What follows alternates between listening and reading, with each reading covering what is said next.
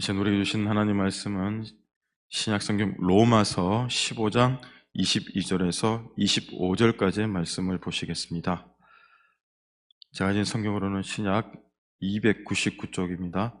로마서 15장 22절에서 25절까지의 말씀입니다.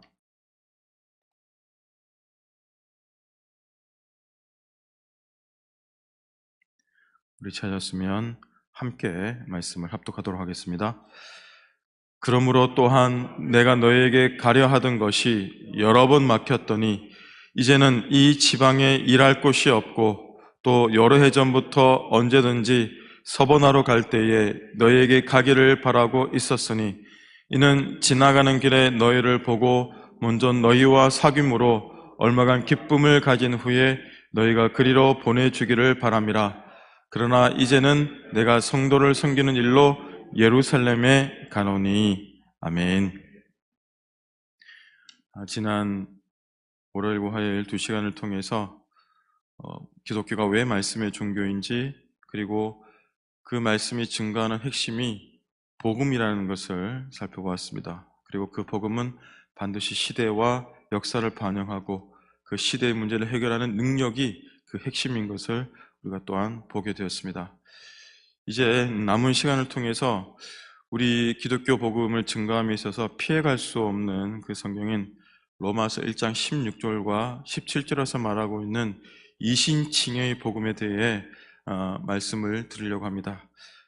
그 전에 앞서서 그러면 사도 바울이 왜 로마 교회에 이렇게 편지를 보내려고 하는지, 그 이유에 대해서 우리가 먼저 살펴봐야, 그 배경을 알아봐야 그 바울이 말하고 있는 그 이신칭의 복음을 우리가 제대로 알 수 있게 됩니다. 지난 월요일에 말씀드린 대로 사도 바울은 자신이 개척한 교회와 인연이 맞닿아 있는 개인들에게 편지를 써서 보내었습니다. 그래서 로마서를 제외한 다른 교회에 보낸 서신서들을 살펴보면 바울이 개척한 교회들이 이제 바울이 그 교회를 떠나고 다른 후배 목회자들에게 그 교회를 넘겨주고 또 그곳 지역민들이 그 교회를 사역하고 또 교회를 이루어가는 데 있어서 후일에 소식통들을 통해서 문제들이 발생했음을 사도 바울이 알게 되면 그 문제를 해결하는 목적에서 그 서신서들이 쓰여진 것이 보통입니다. 그래서 보면 다소 격앙된 어조, 또 내가 전한 복음 외에 다른 복음을 전하고 있고 다른 목적에서 교회가 흘러가고 있음을 굉장히 실망하면서 또는 그래서 걱정하고 염려하는 그런 어조로 보낸 편지들이 대부분들입니다. 자신이 개척하고 섬겼던 교회의 문제들에 대해서는 단호하게 대처하는 그런 사도 바울의 품성이 그대로 편지에도 드러나 있음을 우리가 보게 됩니다. 잠깐 사변을 좀 붙이자면요, 우리가 성경을 읽을 때, 또 여러분이 성경을 읽으실 때에 그 성경들마다 이런 어조의 차이를 구별할 수 있어야 합니다. 여러분, 그래야 성경을 보다 유익하게 또 재미있게 읽을 수가 있습니다. 예를 들면 구약 성경의 경우 예언서만을 읽게 되면, 예언서만을 딱 보게 되면 그 말씀이 너무 지나치게 딱딱하게 들립니다. 그리고 이 말씀이 무엇을 의미하는지 잘 모를 때가 많이 있습니다. 그래서 반드시 그 예언서에 해당하는 역사서 같이 병행해 읽게 되면 왜 선지자들이 이렇게 절박한 가운데서 그 절규, 예언자들의 절규를 할 수밖에 없었는지, 하나님의 말씀을 이렇게 긴박하게 전할 수밖에 없었는지 그 의미를 알게 됩니다. 그리고 신약성경의 경우에는 사도행전과 서신서를 같이 병행해서 읽게 되면 사도 바울이 왜 그런 편지들을 쓸 수밖에 없었는지 그 배경들에 대해서 어느 정도 그 의미를 파악하면서 읽을 수 있게 됩니다. 그리고 좀 더 거기에 대해서 관심을 가지신다면 당시 세계 역사를 알면 성경을 좀 더 입체적으로 읽을 수 있습니다. 그냥 무조건 책 읽듯이 성경이니까 무조건 읽는 것이 아니라 왜 예언자들이 또는 선지자들이 또는 사도 바울이 이런 편지글에서 또는 예언서에서 이렇게밖에 말할 수 없었는지 당시의 그 배경을 알려면 그런 역사서들을 같이 읽게 되면 우리가 어느 정도 그 의미를 파악할 수 있게 되리라 믿습니다.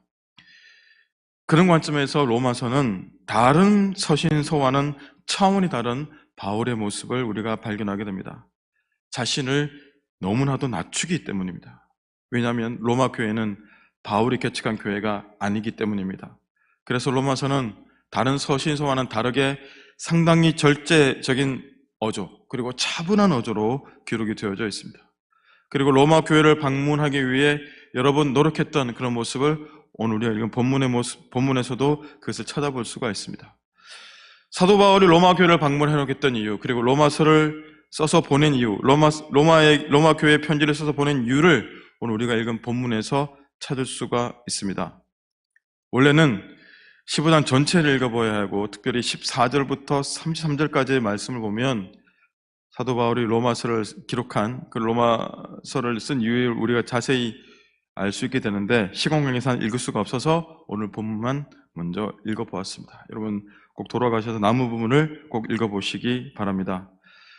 사도 바울은 로마서 15장 20절에서 스스로가 밝히고 있는 것처럼 그리스도의 이름을 부르는 곳에 복음을 전하지 않을 뿐만 아니라 그곳에 다른 교회를 세우는 것을 피해왔음을 분명하게 얘기하고 있습니다. 그러니까 이미 교회가 있는 지역, 그리고 이미 복음이 전파된 지역에는 사도 바울이 가지 않았고 그곳에 또 다른 교회를 세우지 않았다는 것입니다. 그럼에도 불구하고 로마 교회를 방문하고 로마 교회 성도들을 만나고자 했던 이유가 오늘 본문에 기록이 되어져 있습니다. 좀 더 정확하게 그 의미를 파악하기 위해서 제가 세번역으로 오늘 우리가 읽은 본문을 다시 읽어드리겠습니다. 그래서 내가 여러분에게로 가려고 하였으나 여러분 길이 막혔습니다. 그러나 이제는 이 지역에서 내가 일해야 할 곳이 더 없습니다. 여러 해 전부터 여러분에게로 가기를 바라고 있었으므로 내가 스페인으로 갈 때에 지나가는 길에 여러분을 만나보고 잠시 동안만이라도 여러분과 먼저 기쁨을 나누려고 합니다. 그 다음에 여러분의 후원을 얻어 그곳으로 가게 되기를 바랍니다. 그러나 지금 나는 성도들을 돕는 일로 예루살렘에 갑니다. 이렇게 우리가 좀 더 세번역으로 성경을 읽게 되면 조금 더 의미를 잘 파악할 수 있게 됩니다. 그러니까 사도 바울은 이미 로마 동쪽 지중해를 중심으로 여러 해 복음을 전하면서 복음을 전할 만한 대도시 중심에는 이 복음을 다 전했음을 고백하고 있습니다. 그래서 사도 바울 당시에 땅 끝으로 일컬어지던 23절에 기록된 서버나 곧 지금의 스페인 복음을 전하는 것을 자신의 마지막 사명으로 삼고 있었습니다. 근데 그러기 위해서는 여러 가지 준비와 함께 재정적인 후원이 필요했는데 그 후원처럼 로마 교회를 택한 것입니다. 그래서 아무런 일면식이 없던 로마 교회를 방문하기에 앞서서 먼저 이 편지를 보내게 된 것이죠. 근데 로마로 가기에 앞서서 예루살렘 교회에 들러서 고린도 교회에서 모아온 구제 헌금을 전달해야 하는 일이 있음을 먼저 밝히고 있는 것입니다. 25절 말씀이 그것을 얘기하고 있습니다. 예루살렘에서 오랜 동안 기근이 있어서 어려움을 겪고 있는 그 예루살렘 교회를 위해서 고린도 교회에서 헌금을 모았습니다. 그래서 그 구제 헌금을 이제 모아서 사도 바울이 예루살렘 교회에 전달하고 그리고 로마로 가려고 하는 계획을 지금 말씀하고 있는 것입니다. 근데 알다시피 여러분 사도 바울은 그 계획을 이룰 수가 없었습니다. 왜냐하면 사도행전 22장 이하의 내용에서 여러분께서 보시듯이 예루살렘에 갔을 때에 감옥에 갇히게 되었기 때문입니다. 그래서 그곳에서 로마 황제에게 호소하게 되고 그래서 그 예루살렘 총독들인 벨릭스와 베스도가 바울을 로마로 압송하게 되죠. 그리고 로마의 법정에서 자신이 무죄 판결을 받기까지 자유몸이 되기까지는 약 6년의 시간이 더 필요로 했습니다. 그러니까 편지를 로마 교회에 보내고 자신이 로마 교회를 방문하기 전까지 할 때까지는 6년의 시간이 더 필요로 했습니다. 그러니까 편지를 보내고 상당한 기간이 지나고 난 다음에 로마 교회를 방문했으니까 이미 그 편지를 보낸 일들조차, 편지를 받은 일조차 이미 잊혀지게 된 그런 과정으로 보시면 되겠습니다. 그래서 결론적으로 바울은 스페인으로 가지 못했습니다. 그리고 로마 교회 후원도 이끌어내지 못했습니다. 그 길로 이제 로마를 떠나서 에베소로 돌아가서 거기서 바울은 2년을 보내고 로마 교회에 대박해가 일어나게 되었을 때에 로마 교회 성도들을 위로하기 위해서 다시 로마로 돌아오게 되는데, 그때에 여러분 우리가 잘 아는 대로 마지막으로 감옥에 갇히게 되고 그곳에서 순교를 당하게 됩니다. 바로 이것이 로마서를 쓴 배경입니다. 로마서가 기록되기까지에는 이러한 숨은 배경이 있었던 것이죠. 바울의 그런 열정, 내가 스페인까지 복음을 전하게 될지 전하지 못하게 될지는 모르지만, 그러나 내가 지금 여기 이 걸음에 머물러 서지 않고 내가 로마 동쪽인 지중해 연안의 모든 것을 이제 복음을 마무리하고 그곳에 있는 교회들을 든든하게 세웠으니 이제 나는 하나님께서 말씀해 주신 대로, 예수님께서 승천하시기나 말씀해 주신 대로 땅끝까지 이르러 복음을 전하라는 그 말씀에 순종해서 그 당시의 땅끝인 스페인까지 복음을 전하기 위해서 애쓰고자 했던 바울의 남은 모습들을 우리가 보게 되는 것입니다. 바로 그런 열정 가운데서 탄생하게 된 것이 로마서입니다. 이미 다른 교회에 대해서는 그 교회를 개척하게 될 때에 복음을 전파하면서, 그리고 그 교회를 맡아서 개척한 교회에서 설교를 하면서 복음에 대해서 설명을 했습니다. 그러니까 따로 그 복음을 쓸 일이 없는 거죠. 그런데 로마 교회는 바울이 개척하지 않았습니다.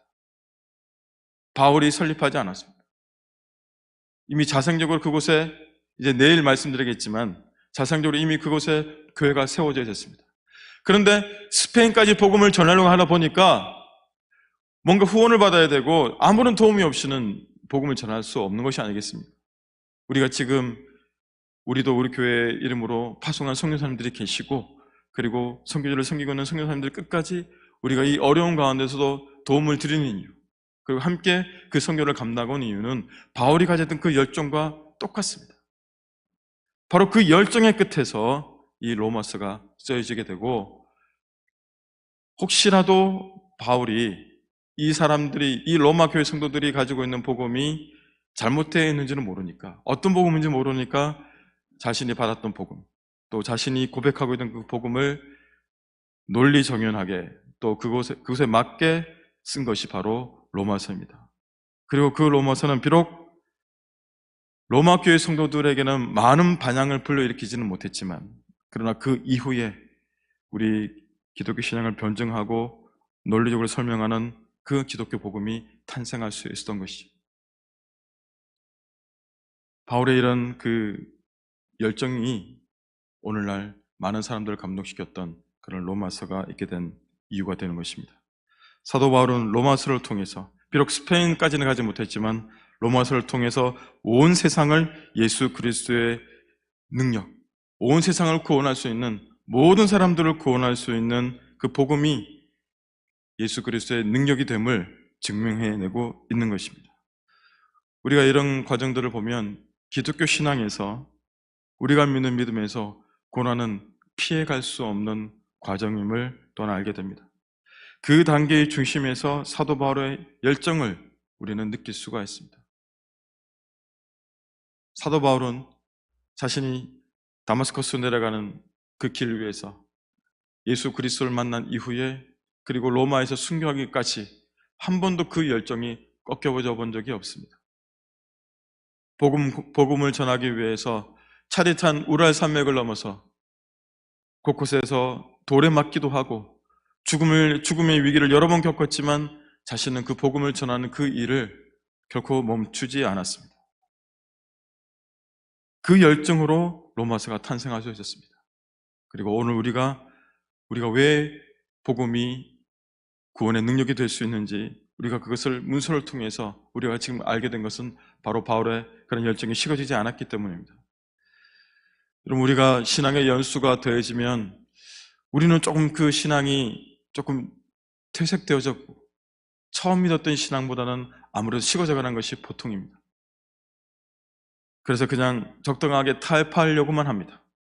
세상에 어떤 일들이, 외부에서 어떤 일들이 주어지면 그것을 이겨내기보다는 그것과 어느 정도 적정한 선에서 타협하려고 하는 그런 마음들이 우리 가운데 있습니다. 어쩌면 그것이 인지상정인지도 모릅니다. 그러나 우리가 지금 이 위기 가운데서 그 위기를 어떻게 생각해야 할지, 그러니까 바울의 모습을 통해서 조금 생각해 봤으면 합니다. 다시 한번 우리가 가진 이 믿음의 열정을 회복해서 몸된 교회에 주신 복음 전파의 사명, 우리가 어떻게 다시 감당해야 할지 사도 바울을 통해서 고민해보고, 또 그 사도 바울의 열정을 본받아서 함께 이 고난을 이겨내시는 여러분과 제가 되길 주님의 이름으로 축원합니다. 하나님, 바울은 예수님께서 승천하시면서 이 땅에 명령을 주신 그 지상 명령을 끝까지 감당하고자 했습니다. 단 한 번도 자신이 전하는 그 복음이 곳곳에서 교회가 세워지고 또 곳곳에서 믿음의 제자들이 늘어나는 것만을 보면서 만족하지 않았습니다. 주님께서 말씀하셨던 그 마지막 사명까지 감당하기 위해서 자신의 모든 것을 내버려 두고 아무도 없는 곳을 향하여 나아가고 있는 하는 늙은 사도의 하나님 그 열정을 우리가 오늘 말씀을 통해서 본받게 됩니다. 하나님, 우리도 그 신앙의 연수가 되어 갈수록 사도 바울처럼 우리의 열정이 날로 더 새로워질 수 있도록, 하나님, 비록 그것이 사도 바울이 이루지는 못했지만, 스페인까지 가보지도 못했지만, 하나님, 그러한 열정으로 오늘의 로마서가 탄생할 수 있었던 것처럼 하나님, 그러한 열정으로 살아간다면 우리에게 반드시 사도 바울에게 주셨던 그 로마서와 같은 열매, 우리 각자에게 주시는 로마서와 같은 열매가 반드시 맺혀지게 되리라 믿습니다. 그러면 그 로마서가 하나님 시대와 모든 역사를 뛰어넘어서 지금 현재 우리 손안에까지 있게 되었던 것처럼, 하나님, 우리의 로마서들은 우리를 벗어나서 우리의 다음 세대, 주님 오시는 그날까지 우리의 다음 세대들을 이어지게 되리라 믿습니다. 하나님, 그러한 무형과 유형의 자산들을 우리 다음 세대에 남겨줄 수 있는 오늘을 살아가는 우리들이 되어줄 수 있도록, 지금의 우리 세대가 되어줄 수 있도록 도와주시옵소서. 하나님, 그러한 열정으로 이 위기와 이 고난을 이겨내는 우리 한국교회, 우리 모든 성도가 되어지기를 간절히 원합니다. 오늘 하루 삶을 그렇게 믿음의 열정으로 살아서 감사함으로 마무리하는 오늘 하루가 되어지기를 원하오며, 우리 하루 삶을 맡겨드리며 예수 그리스도의 이름으로 간절히 기도드리옵나이다. 아멘.